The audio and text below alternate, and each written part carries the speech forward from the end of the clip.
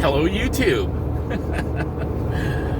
All right, I've been reviewing this channel and reviewing YouTube and the YouTube algorithm, and it appears YouTube is promoting living in a van videos again. Unfortunately, they're not my videos from living in a van, but all the new van dwellers, or even those who have existed, I think around the time I started. YouTube seems to run their algorithm like in a cycle or something, but they started promoting van life videos again, including not the glamorous van life. They're actually showing regular people living in a van now. Now, sadly, my channel no longer is focused on living in a van, but trying to live in that renovated mobile home, you know, my tiny home.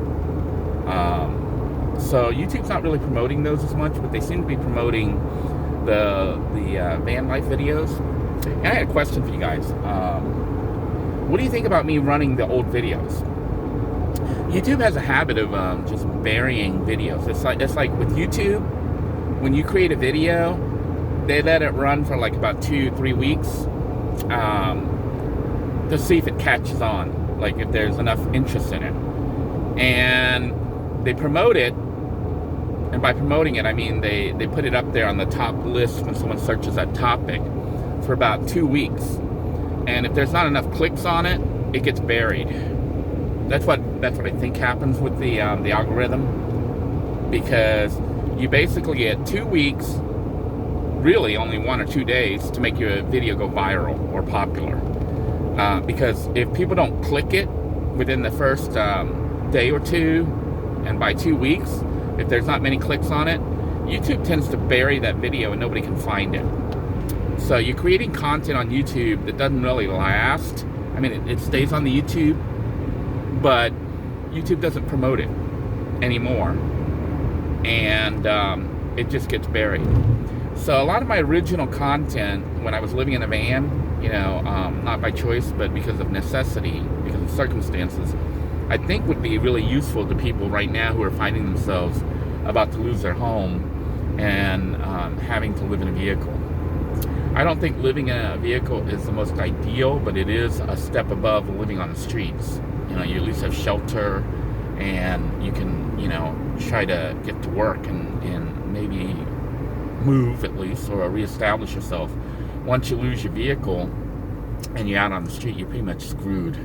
You don't really have the capability to, at that point, do anything to try to fix your life, you know, as far as coming back easily. Because once you're on the street, it's just bad. Your resources drop tremendously. When I say on the street, I mean on the street without a car. You know, usually you have a car, you have some shelter. Even though gas prices right now are making that super difficult to live in a vehicle. You know, it's possibly as expensive or more expensive to live in a car or a van right now as it used to be, you know, to live in a house or a room or something that you could rent out. So the price of gas is certainly affecting the ability for people to survive living in a vehicle. I've seen a lot of people still contemplating building out like a bus. Honestly, if you look at fuel prices, you're going to find that, you know, unless you're going to park that bus somewhere, trying to travel in that bus, I don't know how many miles per gallon they get, but I would assume probably about 6 miles per gallon, maybe 8 at the most, possibly even only 4 after you build it out, because it'll be fairly heavy. I think living in a bus is not the way to go right now, especially with gas prices as they are. And I don't really see gas prices dropping tremendously. You know, people say that it's supply issues and all that. No, it's pure greed. You know, the industry, I mean, the supply issues contribute to it and stuff, but the industry is capitalizing on it. That's how capitalism works, you know. So they jacked the price of everything up, especially transportation costs like fuel.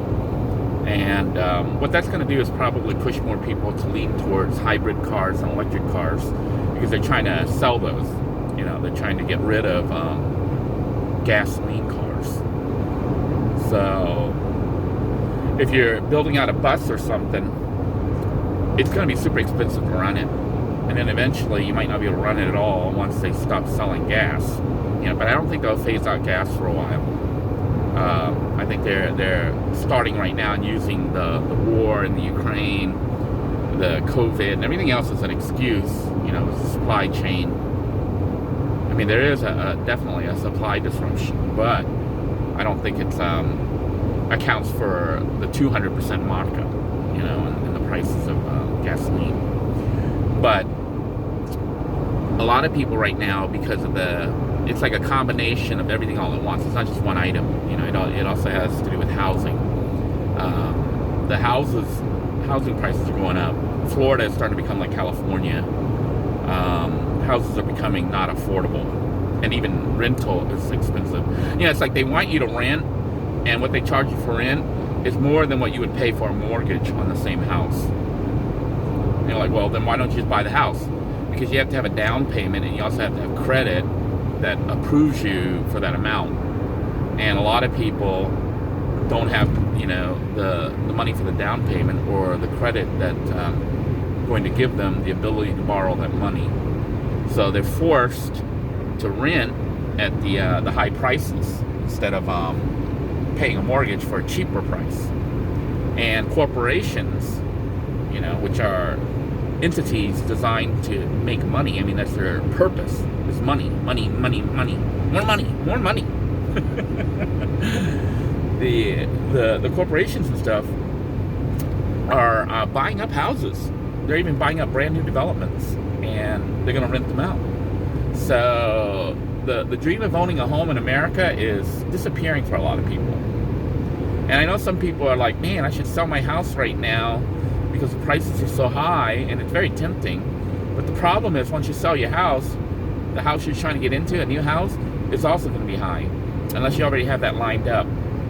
You already have it planned out, and you know where you're going to go, and you already bought it, and have it in your pocket, ready to move into the affordable house. Because if you sell your house for a high price, and you're planning on living in the same area, what you're going to find is there's no more houses available, or there's very few houses available in that price range, and most of them are higher price range. That's why your house went up in price, and you're probably going to end up being forced to rent, or you're going to pay more. I mean, you're like, well, I have all this money, it's not going to last as long. So I don't know, but my question for this video actually is, should I rerun my old videos? I think, they kind of show, but it's different though. It's 6 years ago when I started living in the van pretty much full time versus now, it is a bit different. You got the whole COVID thing going on. Also, there's a lot more people living in a van now, living in a vehicle, and they've even made, like companies that now convert vans for you. You pay them money, and they convert the van to a tiny little house. Now, they charge a lot of money, but it's still cheaper than buying a house. Like a conversion, I've seen them, go for like between $50,000 to $100,000 for a van conversion. Found those nice ones that look like a house. And some people can afford them because, they have good jobs, or they live in an area that's higher cost of living. So they already have a larger income, and they can afford those, and it's cheaper than living in a house. So it might be attractive to them, and, they can afford it. For me, if I had $70,000, I wouldn't invest it in a van. I would invest it in a house somewhere.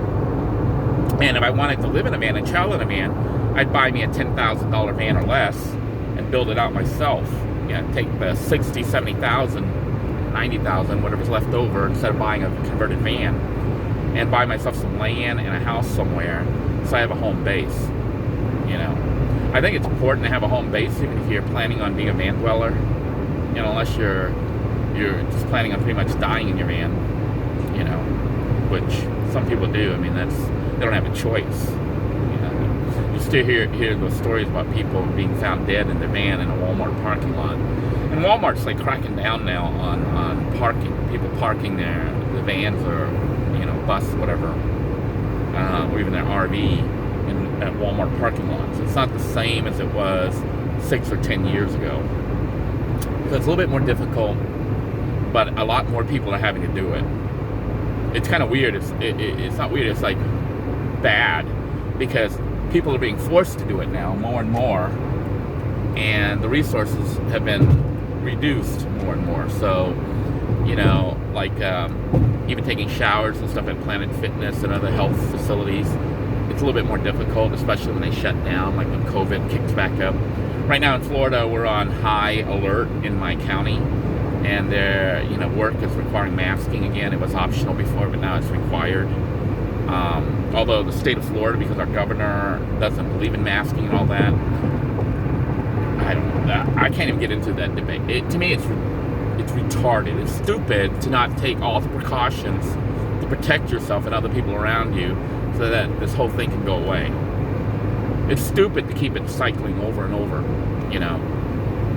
People still go around without masks, and I know some of you are saying, well, this is all, some of you still believe this is some kind of conspiracy theory and whatnot, but my wife works in the hospital, and she sees the patients coming in. So there are people coming in, and they're really sick. You know, it's like people say, well, you know, it's not as bad now.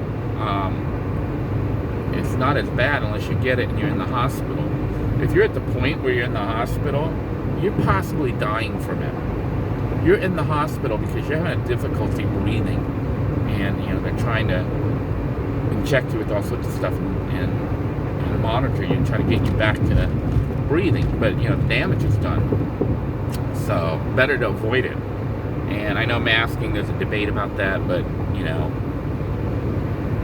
I wear the mask. You know, if they told me to wear a super deluxe spacesuit, I would wear that if they provided it and I had access to it. So better safe than sorry, you know. But what else? That's pretty much it. Just let me know your thoughts if I should run the old van videos, even though some of it is pertinent, like, you know, hooking up your power and stuff, because some people don't know, you know. And I know the ones who have money, they spend the money and they can have it built for them. But if you're like the majority of Americans, you're probably living from paycheck to paycheck. And, you know, if I could show you how to convert your own power system for charging up your cell phone, basically having house power, and you know, I've done the videos before, but YouTube has buried them. You know, nobody goes to 1 or 2 or 3 or 4 or 5-year-old videos. When I say nobody, I don't mean zero. I mean, like, you might get 1 view in a year. You know, that's YouTube buried it. So, but if I download it myself and re-upload it, I don't know if YouTube treats it as a new video. I think they do. You know, see it as a different video. Now, I could download it and edit it, you know, but the quality of the original videos were so bad. And then when I re-edit them, you know, when you re-download it, it's reduced in quality even more. And then when you re-upload it, it's reduced in quality again. So it's like 4 or 5 generations, you know, probably 6 generations by the time you re-upload it. I tried editing old videos, you know, to put together several old videos and, you know, re-upload those. But, you know, the quality is so bad. And I don't have a van to rebuild to show people. I could try to show this car again, you know, because it might be more pertinent now. Let me know.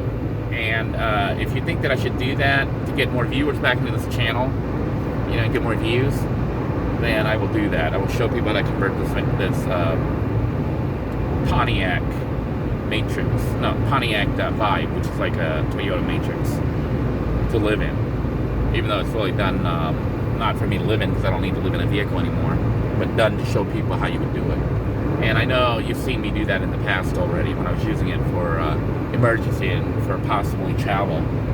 But now that I got a house, you know, it's easier for me, like on the road trip my wife and I just went on, it's easier for us to travel in the car, set it up for traveling, and then just get a hotel room. It's a lot more comfortable.